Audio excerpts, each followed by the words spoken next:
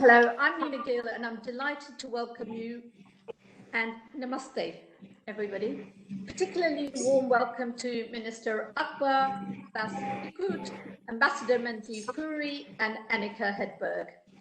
And the moderator and chair of today's debate, Mr. Joe Leinen, a former colleague of mine in the European Parliament, chair of the Environment Committee and former Saarland Environment Minister from Germany.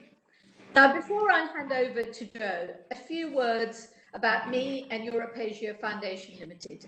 EAFL aims to provide a platform for bringing together of democracies in both regions. More importantly, to provide a space for key stakeholders to articulate, share, and to get clarity on issues of mutual interest. Our purpose is to enable brainstorming, encouraging convergence of ideas and implementation of mutually beneficial diplomatic and cultural relations. A forum for sharing of good practices and encourage the replication of successful models and policy solutions through a structured dialogue between politicians, businesses, academia, civil society in Europe and in Asia. So in this spirit, we kick off today with a series of debates called India Talks, with focus on climate change. EU and India have been partnering on this topic for 2 decades, and it is a major area of research cooperation of the EU in India. How can this be scaled up in the run-up to COP26? I hand over to the Foundation's Advisory Board Chair, Mr. Joe Leinen, for an insightful debate. Thank you. Thank you for that splendid introduction, and especially for the launch of the Europe-Asia Foundation and the beginning of this day's debate about a very important topic around the world, climate protection. I'm really delighted to be joined by an esteemed panel. And let me introduce you to Mr. Manjeev Akbar, member of the Indian Parliament in the Rajya Sabha and the former Minister of State for External Affairs. Welcome, Mr. to this panel. Thank you very much, Joe. I'm pleased to welcome my former colleague in the European Parliament, the Dutch origin member Bas Eickhout. And Bas is deputy chairman of the Green Group in the European Parliament, and he is a very influential politician, especially in the Environment Committee in the Parliament, but as well overall politics. Welcome. It's a huge pleasure for me to welcome an old friend of us, Manjeev Puri. Manjeev was the former ambassador of India to the European Union and later to and now he's working with the think tank TERI in Delhi. And you published recently in Indian Express an article on climate protection. So Manjeev, really a pleasure to see you. Welcome. And it's my pleasure to welcome as well Annika Hedberg, Swedish-born senior analyst of the European Brussels-based think tank European Policy Center. And Annika is chairing the Department for Sustainability, and sustainability is as well, of course, climate protection. Annika, welcome you as well. So I might invite our panelists to start with opening remarks, how they see the current situation in the respective region, but as well globally. Where are we today in this world to fight climate change? And maybe I start with former Ambassador Akbar. You would give us your view, please. You have the floor. Thank you. Thank you very much. First, namaskar to all our colleagues and to whoever is watching on this webinar. I think it's very important to register and reaffirm that India and the European Union put climate change on the agenda very early, and have shown their seriousness and sincerity to effect some change And despite a kind of pandemic of skepticism that has also accompanied our sincere efforts to help protect the only environment we have in the world. Let me begin. I would like to, of course, address how we, under the leadership of Prime Minister Modi, are making our efforts on the very good principle that, like charity, climate change also begins at home. And, a little bit of introspection might actually help all of us before we start pointing fingers at anyone else. There are many fingers to point, but the effort must start at home. Let me begin with mentioning a report that was released in Germany on Monday.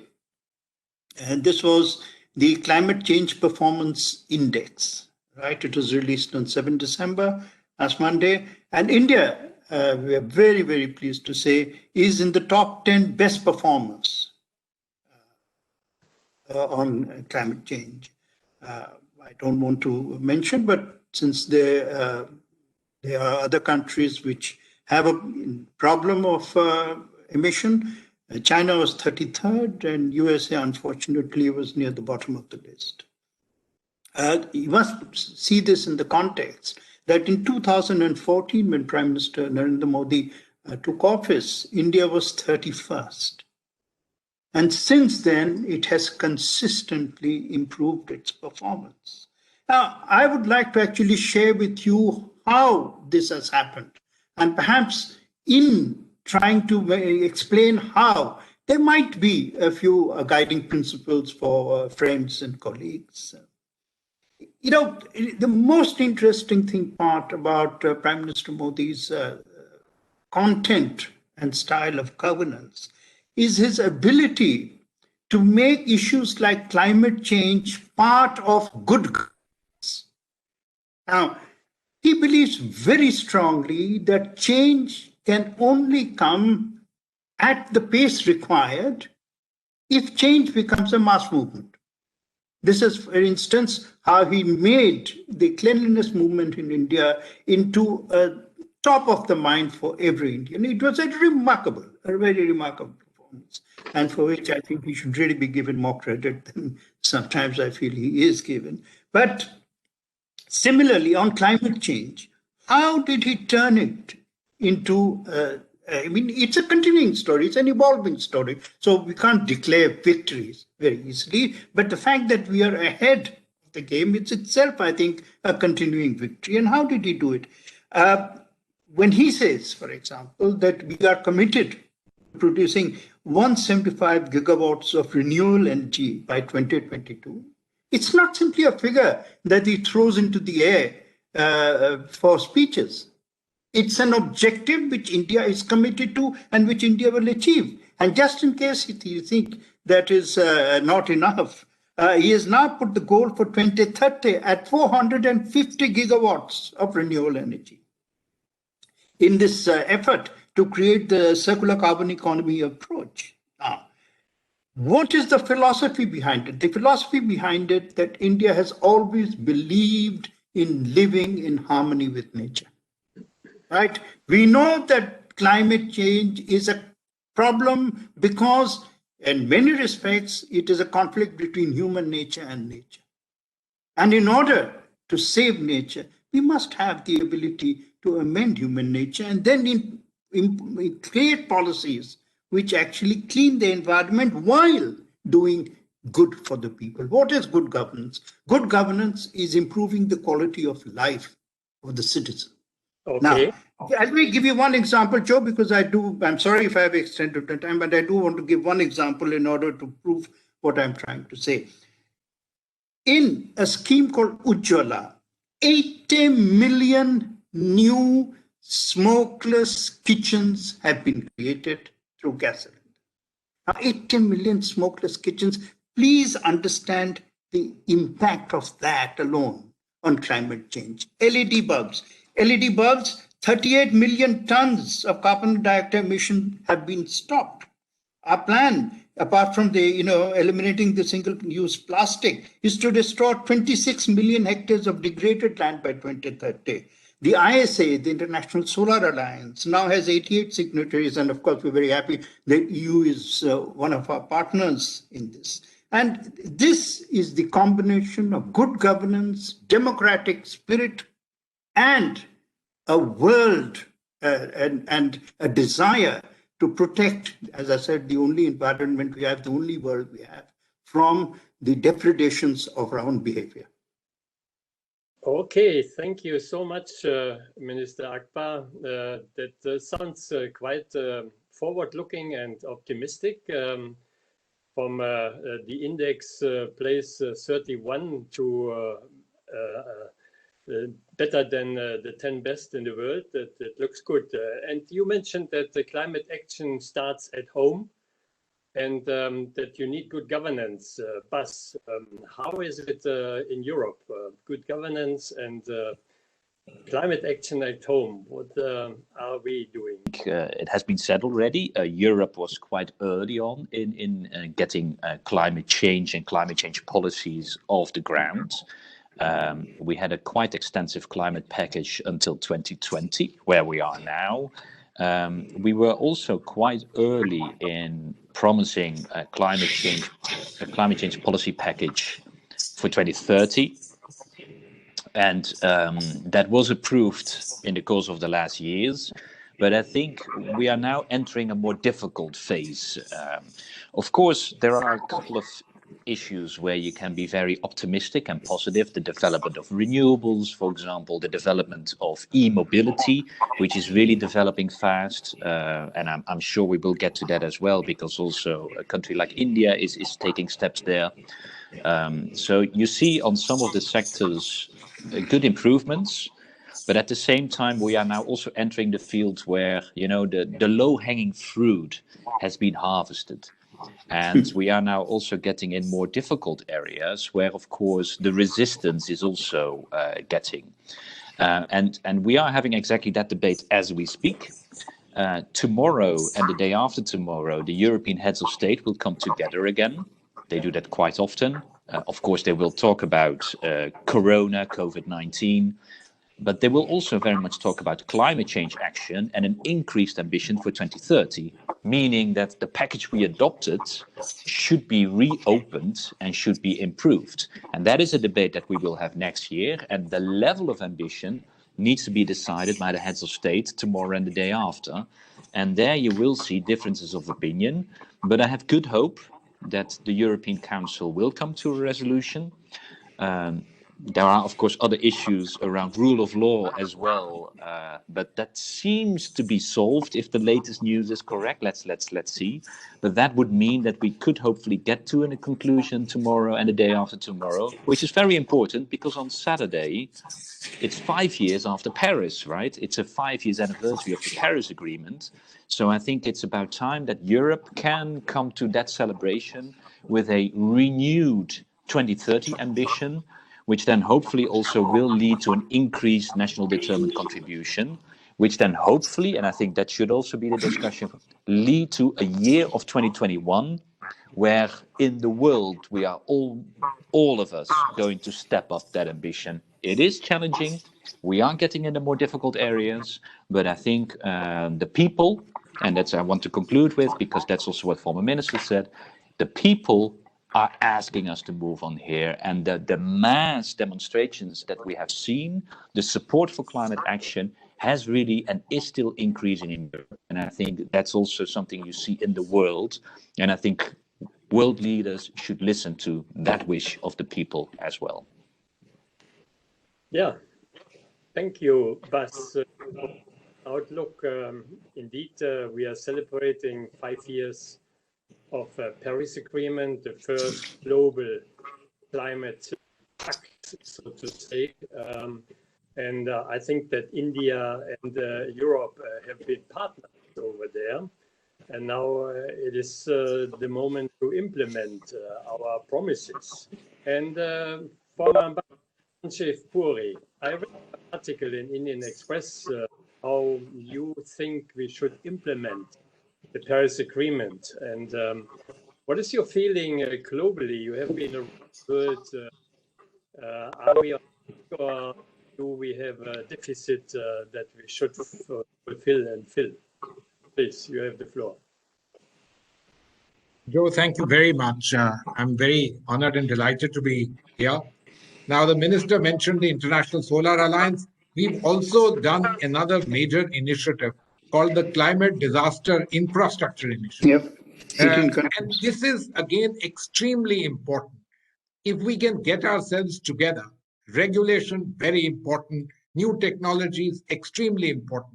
But can we do some things about adaptation so that the future is, in a sense, it's proved for the climate changes that have already taken place, but others which will certainly take place, because after all, we have pegged ourselves at 1.5 degrees. So that change will in any case take, and we are sort of ready for it.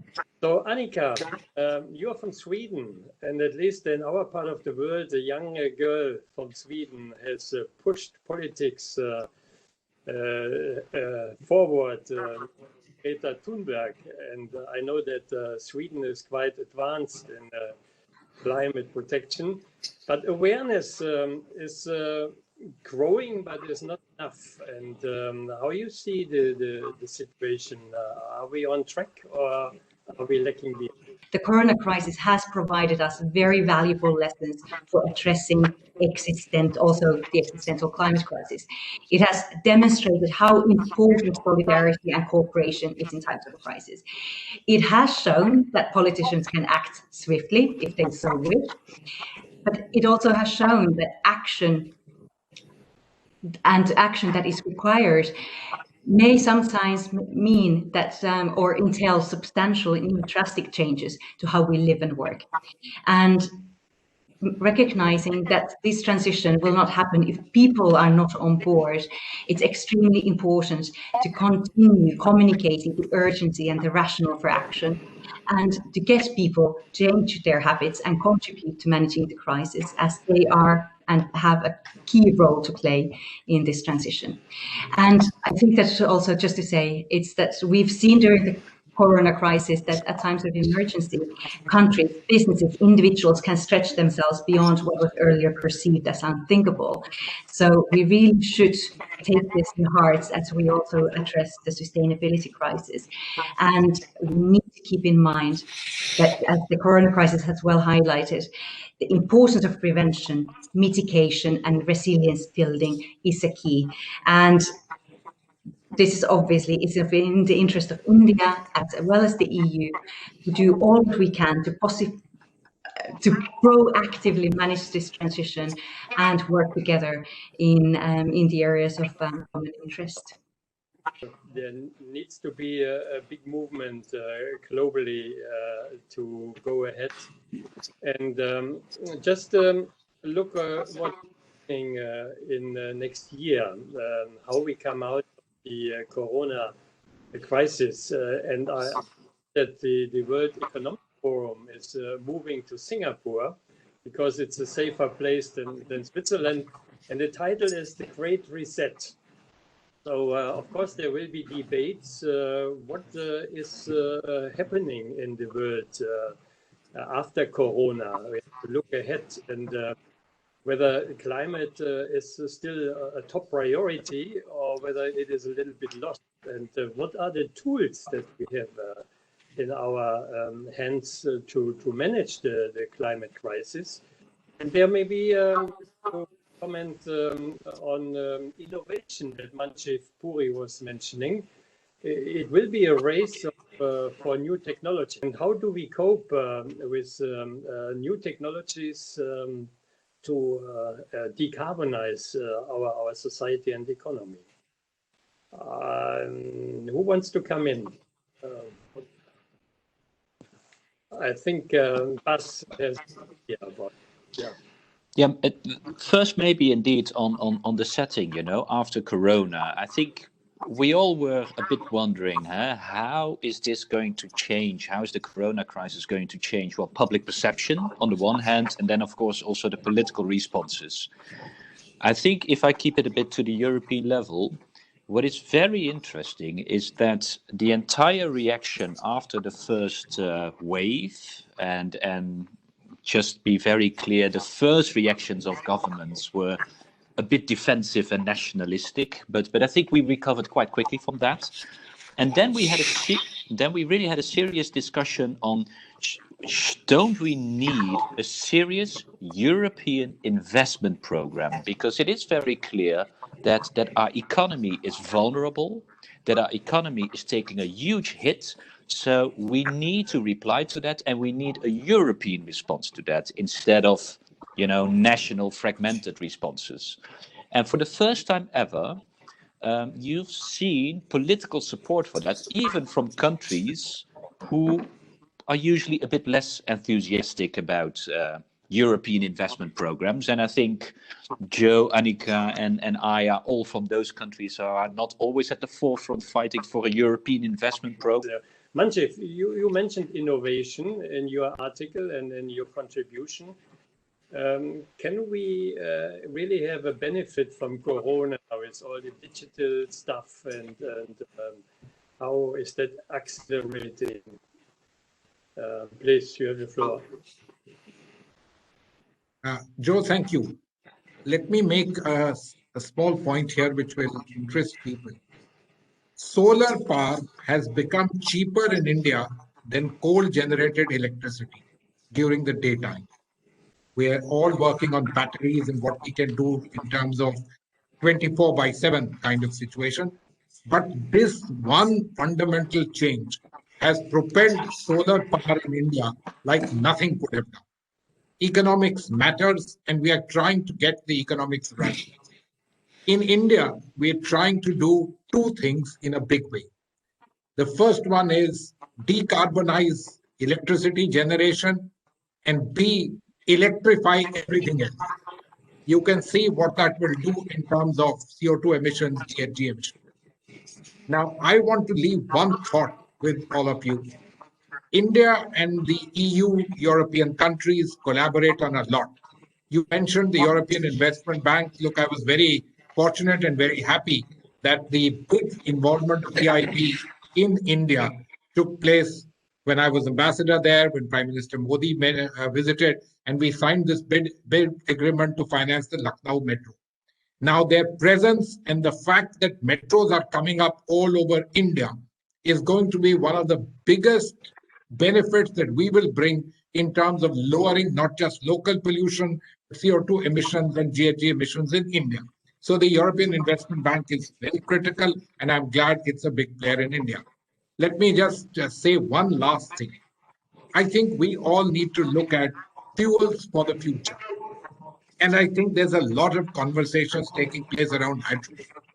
I hope India and the European Union or individual countries in Europe, I don't know how the state of play, if we can get together on a large global mission on hydrogen, something similar to what we did on solar, which was really an India-French initiative, but if we can do something on hydrogen, I think may just have an immediate answer on fuels for vehicles and for other factors which are needed, and perhaps provide a kind of quick curb to GHG emissions as a result of the use of fossil fuels, which is currently what is happening.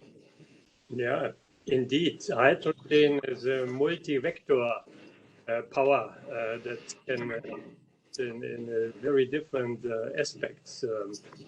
Yeah, you mentioned that solar today even cheaper than coal. Nevertheless, Mr. Akbar, I read that in India there are still coal power plants for some 200 to 300 gigawatt in the planning area. Is that not a contradiction? If solar is cheaper than coal, why to build new coal power? Joe, first let me answer the immediate question, which is while solar energy is on paper cheaper than the competing power, unless the battery storage problem is sorted out, it cannot be dependable power. And therefore, we have to reach that stage development. We are working on it, but I would like actually to make a couple of other points. The cost of development is a factor that you cannot take away from the table. We have to provide a better life for our people. The Prime Minister is committed to that. Everyone is committed to that. And, nations which have used coal extensively and have contributed hugely to this crisis, surely they're not going to come and give us lectures and sermons. Number two, there is a commitments which have been made, of finance. $100 billion is a term which has been mentioned. I don't know, will somebody educate me on how many of these dollars have actually reached the developing countries? So, it's all very nice to say we should stop this or stop that, but we have to look. Now, really, I want to stress something, and I don't like the idea of being, as I said from the beginning, too critical of anyone else. But I would like to stress that if we have not learned anything from this year and from our immediate experience, then I'm sure then the future is very pessimistic. What do we need to learn? What is common between climate and coronavirus? Neither have national boundaries. Neither. It may come from somewhere, but in the end, economies thousands of miles away at the opposite side of the world are as badly hit as the source economy. Right? Have we learned nothing from this? Climate too is the same thing. Whatever the origin, in the end, when the ozone layer is affected, it affects all of us. So what do we need? We need the principle of shared science, shared solutions, shared space. So I really do think that India and Europe can actually take the initiative in creating shared. If we can't get the whole world, it doesn't matter. We can still get, how many nations does Europe have at the moment? 27. 28, 27 or 28. We can actually have 28 countries working together. It's good enough. Yeah. More will come. Right. Now, completely right that we in Europe have emitted much more climate gases than India could do by the early industrialization. And Annika, indeed, we have Poland, for example, where coal has 90 to 95% of electricity production, and other countries of the post-communist bloc in Europe. So we have that problem as well to get carbon neutral. And how is solidarity and sharing of technology and possible?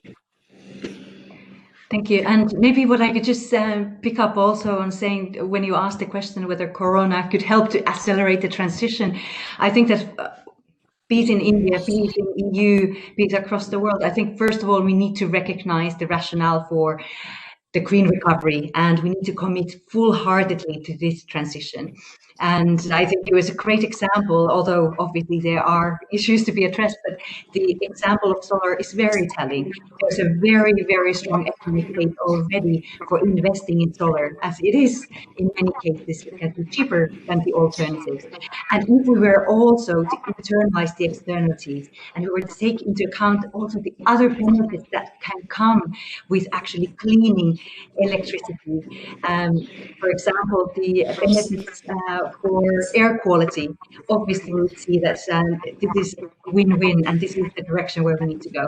So in addition to that, we need to recognize the rationale. We also need to invest in the future that we want. We need to invest in those areas that promise us higher returns on investment and greater benefits for society as well. So I would say that we have some very positive signals taking place in Europe at the moment with regions that are in the middle of the transition and have a lot of work to be done themselves, committing to action, but then also there is recognition from the other member states to support them in these efforts.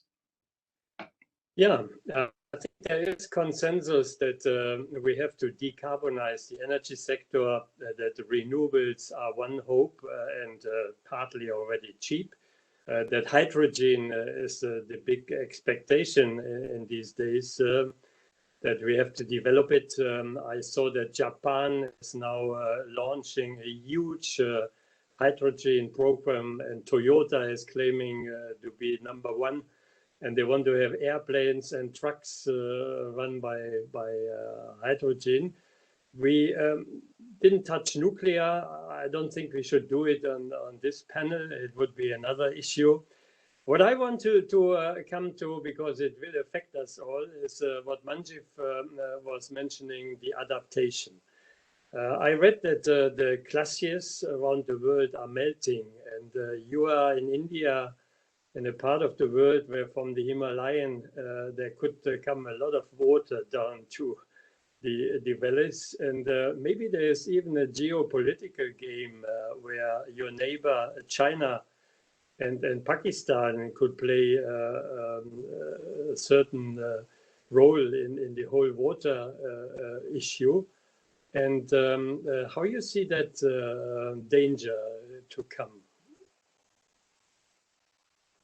I think, Manjif, you mentioned the adaptation issue. Thank you very much for bringing this panel to adaptation. Let me first just take a minute or two on what you mentioned in our neighborhood.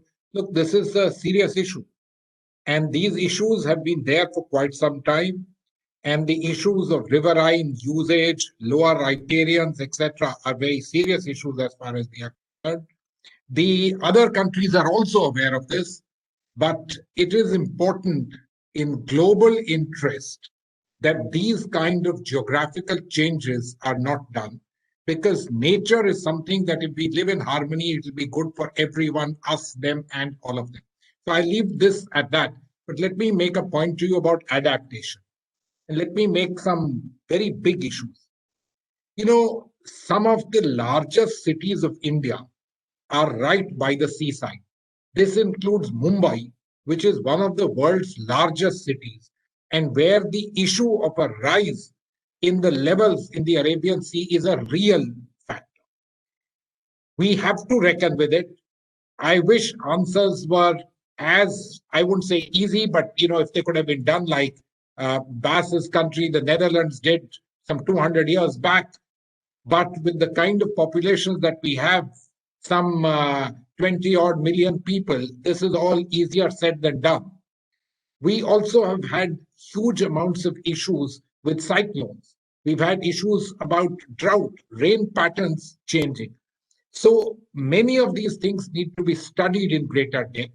We need to mount a global program.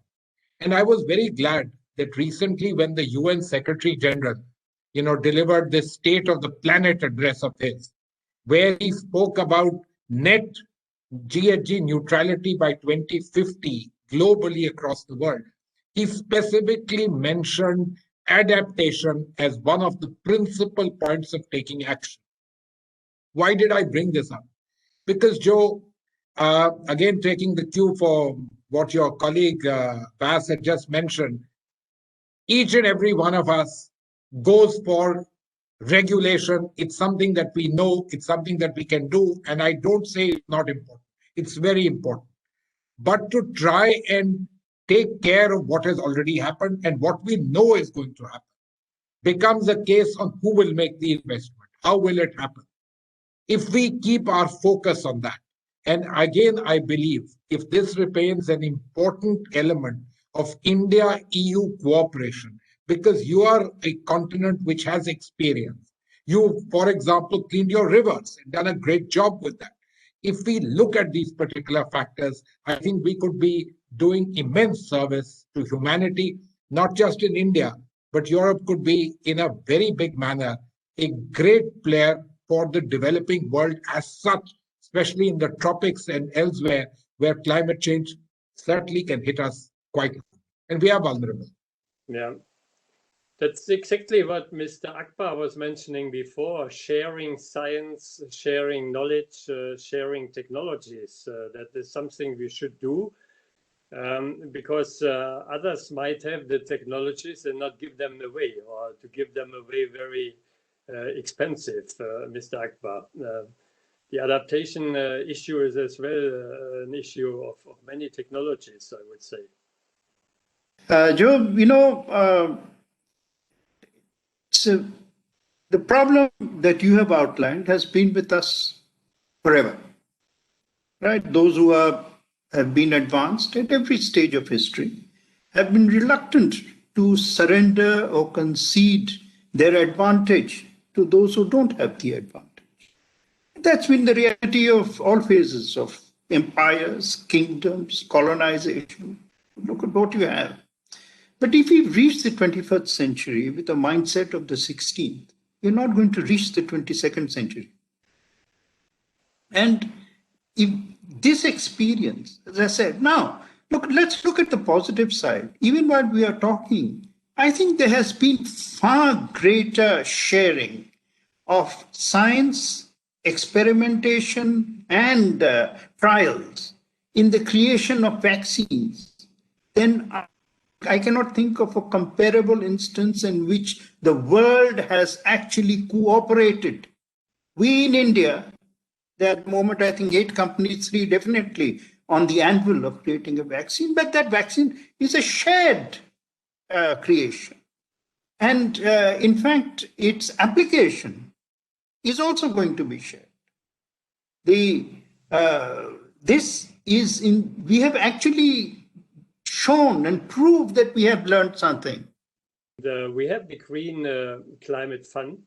There was something like Adaptation Fund. But of course, there are doubts that this is a rightly functioning. But these funds are on paper, but they are not really going out to give the money to all those who need them. What can we do? No, I think this is always the classic problem, and I think former Minister Akbar is very right on that indeed this motto should be there for all of us, isn't it? That indeed by only working together we can tackle these global crises, and I think that's another lesson of the Corona crisis, where people initially maybe thought that this is a problem for the other side of the world, but in the end we were all equally affected by it, and the only way to get out of that is by equally working for it. We have learned some lessons. I think indeed on the vaccine, you do see now initiatives to have a kind of global-wide pooling of vaccines. And fortunately enough, Europe is also in support for that, which maybe a couple of years ago you would not expect it, because some of the pressure of pharmaceutical industry who indeed would like to make profit. As a former minister also was referring to a one man's greed. But I think we still need to really also make progress on climate financing. Former minister said, well, what happened to the promise? Well, I think the numbers are there. That's not the problem. The 100 billion, it's there. But the problem is, are we making sure that it gets there at the right places where the real needs are? And I think there we are always getting in these kind of global governance discussions where the compromise is then that's basically everyone needs to take its bit instead of really looking at where the real needs are. And I think this is something that well, already at the European level, you see our challenges there, you know. I think Annika referred to that. We have a just transition fund. We created that at the European level, which is basically the idea to share the money for the real regions in need. But what did we end up with in the discussion is that every country at least should have a bit from it. Even my country, who is one of the richer countries in the EU, is getting a bit of a just transition fund. Basically, I don't see why we need that. But just because in Europe everyone needs to have its bit, that was the outcome. And that's also exactly what we see at the global. And this real spirit of working together and really looking at where are the real needs and how can we assist each other, I sincerely think that we still have a lot to learn from wise people like Mr. Gandhi. Yeah. Maybe let me go to another important issue that was mentioned by you, biodiversity. Biodiversity was a little bit forgotten for a long time, but it is so important. And I mentioned that as well. If you two could comment on this, what is done in our regions to have biodiversity on top of the effort we need. Annika. Thank you. Thank you so much. I think that it's such an essential part of the discussion and links very well also with the discussion around climate action, because I think that it's often forgotten how important role nature, the forest, soil can play as actors in climate action, as carbon sinks. But then at the same time, the link with the biodiversity, it's so essential because if you do not have biodiversity, the forest and soils cannot do their work as part of climate mitigation, as well as part of climate adaptation. So this is something that is recognized growingly in the EU. I would say that also EU has not done its share in this, and biodiversity has been not on the top priorities for the EU for way too long. But the European Commission came up with a new biodiversity strategy recently, and there is a hope that this is going to lead into a growing awareness of its importance. And I would just like to stress here as well is that it's recognized growingly also in EU at the moment, in the discussions at the moment, that enhancement of biodiversity and healthy ecosystems is central to the green transition. And if we are to develop a more resilient as well as a more competitive economy, it needs to be integrated in our thinking. And it's basically, biodiversity, healthy ecosystems, they're essential for our survival. They're the basis of a functioning society. We do not have a living planet. We don't have water, air, food, nor medicine if we do not have a functioning, functioning and healthy ecosystem. So I think that this rhetoric needs to be understood much better. Luckily, there is some developments in this regard. Manjeev, agriculture and farmers are a hot topic in India. And I know that there are social problems and economic problems, but you are famous for biological products. I mean, your products are much more healthy than in most parts of the world, and that is really an asset for India. And you promised as well to save the forests and even plant new forests. You have so beautiful landscapes. I think India could be an example in biodiversity rule. Is that part of the government's endeavor? No, you're absolutely right. Thank you for drawing our attention to yet another of those quantified NDCs taken by India, which is in the area of what is called LULUCF, land use change and forestry. And we are on target for increasing our carbon sink through forestry. So, we are committed to nature. Forestry is integral to us. But, we have also gone through the entire process of, what should I say, modern agriculture. The intensive use of water, intensive use of pesticides, of weedicides, etc. In some senses, it's been great for us. Look, I am from a generation which used to talk about what used to be called ship-to-mouth situation in India. Today, we are self-sufficient. We, in fact, have huge amounts of food grain, which we really don't know what to do with. All this has happened as a result of modern agriculture, but it also brings its own downside. And that's where we come to what Annika was mentioning. It's not just biodiversity. We forget that at the Great Conference 1992 at Rio, there was a third convention also, the one on desertification, which is really another area that we should keep our eyes and ears focused on, because it is exactly that what is happening, that land use change is taking place. It's taking place as a result of, again, anthropogenic interventions that we have done in the area of agriculture, not just in the area of the climate and energy, etc. So if we focus on these things together, I have no doubt that we should be able to find answers, if not be able to halt and take things forward. It's an absolute must, Joe. I'm very glad that you brought it up. Thank you. Yeah, I think we are aware that everything is connected to everything. This is part of this world and our existing, that we are connected not only to people, but as well to nature. And therefore, all these aspects, agriculture, biodiversity, forests, of course, our activities, transport, industry, they're all connected. And that's the big challenge, to bring it together in a good way to save the planet and to save us. And the 17 sustainability goals of the UN are guiding us the decade. Now let's come to the last round. Time is really running. Let's look ahead on COP26 next year in Glasgow, where we have to take important decisions on our ambition and on our cooperation. And it was mentioned that in the US, we get a new president who is committed to climate. We see that as well in Africa, countries are stepping up their efforts with the help from others. So what is the way to Glasgow, in your opinion? What has to be done in this year before the next COP26?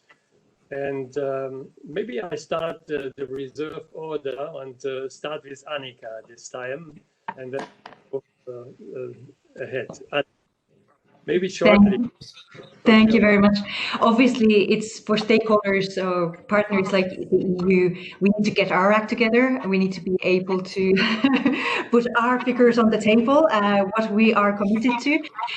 We have the discussions around the 2030 goal, as well as the climate neutrality by 2050, and hopefully we will get all EU member states agree on the figures themselves. But then obviously, kind of the prospects. I think that the fact that there is this very much a very living prospect of the new administration, US administration rejoining the Paris Agreement. I think it's obviously very positive for the world in general. I think that it brings up a new momentum for climate diplomacy, for climate collaboration. And I hope the EU will be at the forefront in using this occasion to partner. Obviously, it's fantastic to see what's happening in Asia at the moment. And it's great to see what is happening in India.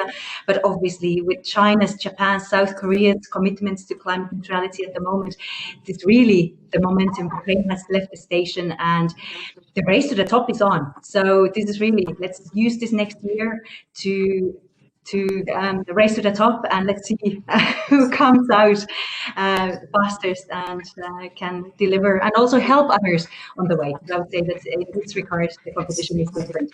This is really, we want to help each other in this race. Thanks. Oh, thank you. Minister Akbar, what is your expectations?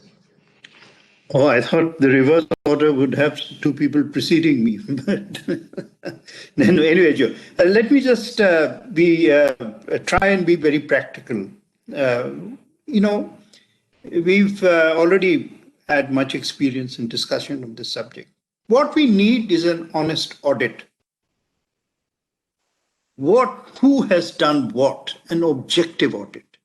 This talk alone is not going to be sufficient as a solution. If Glasgow in summer is going to be a form of an Edinburgh Festival of self-congratulation, then we will not actually in practical terms have moved very far. We really need an honest audit, right? That audit has to be combined with a very powerful message. I really do feel that although we talk so much about it, I don't think there is sufficient awareness of the dangers that await us. Right? I mean, Manjeev, who's actually served also in the Himalayas, in Nepal, he tells us about that in Bombay. I'm looking at from our own perspective. I don't want to point out others. But I would really like to believe, like to know how many people in Bombay actually believe that they are going to be flooded out of existence. And probably, 0.0001%, if that. So some very powerful message must go out. It must be a collective message. It must be a message delivered in persuasive language by, a few orators who know how to reach not only the minds of people, but their hearts.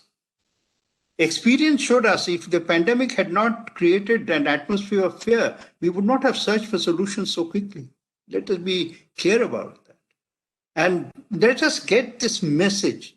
And fear is not the only way. Actually, there is hope that for the first time, the world is also working to address a problem in a way which is unprecedented. So fear and hope. But one point needs to be made. That, we all know Eliot's lines that the world will not end with a bang, it might end with a whimper. We have to send the message that, if the end comes, it will not be through murder, it will be through suicide. Bas, your outlook towards COP26. No, I think a lot has been said already, so I'll keep it brief. But we know that one of the pillars of the Paris Agreement is this 5 years review mechanism, right? That we every 5 years have the momentum to put prayer that there is kind of a political momentum to step up our ambitions, which we still need. I mean, today the emissions gap report has been published, the yearly analysis. The world is still not doing enough. And former Minister Akbar is absolutely right. We don't need another meeting where we have self-congratulatory statements all over, right? I mean, that doesn't bring the world further. So this kind of 5 years review will be there. It should have been there this year, but okay, it will be there next year because we postponed it for a year to Glasgow. So that moment is there. And I think we now really have to look also at ourselves. What are we doing? Well, Annika already said, Europe needs to get its own house in order, but then we can have next year a suite of legislative proposals for 2030. And including LULUCF ambassador, former ambassador, even that will be addressed again. So it will be all on. Yeah, Manjit, my request order was a bit reversed. So you have the last statement of this panel. Please. We are all basically headed in trying to taper this business of GHG emission. I think we should be all clear on that. What I would like is for the global community to recognize the importance of renewables and the need for resilience and see what you can do as you are planning to do in Europe with Poland and others. What can you do internationally in terms of finance, incentivization, etc.? What can we do about that? Because frankly speaking, that is where lies the panacea in terms of doing things manner such that we uplift humanity, better life for people, but a better life truly for the people and the planet. I hope that India, as the biggest democracy on the planet, and Europe, as the second biggest democracy, can work together. And Joe Biden got something that he wants to call a summit of democracies, because indeed we could see that authoritarian or dictatorial countries in a way deal differently with problems than democracies. And I think that is a big test as well for our way of living, which is liberal, which is open-minded, that we can really solve some big challenges like the COVID crisis, the climate crisis. So I think that was a splendid debate. I, from my side, to thank all of you. You've been excellent. And I give the floor to Nina. Thank you, Joe. Thank you for sharing this. And thank you to all of you, to Minister Akbar, to Bas, to Annika, and to Manjeev. Thank you so much. I think you covered a lot of points, and you know, from solar to coal to biodiversity to adaptability. I mean, there's a lot of issues, but when I was listening to this, I was thinking that really there is just so much more that we need to do in terms of trying to get this message out to a wider audience and perhaps bringing that in. And that's one of the ambitions that we have, is to try and duplicate this kind of conversation and getting it out to a wider public. You know, so when we look at the 27 EU states, it's not just for the EU, it's also for the UK still as well. But, you know, and you think about the number of states in India, we really need to be having these conversations at local levels if we are to make a difference, if we are to have the understanding. And I hope through this forum, we will be able to use this and get it on wider media and get some debate going. So thank you all so much for being here and being part of this debate. And I hope I can and we can call upon each other to do more, because the idea is that it links people up so we can continue the debate. It's only the beginning, it's not the end. Thank you and namaskar.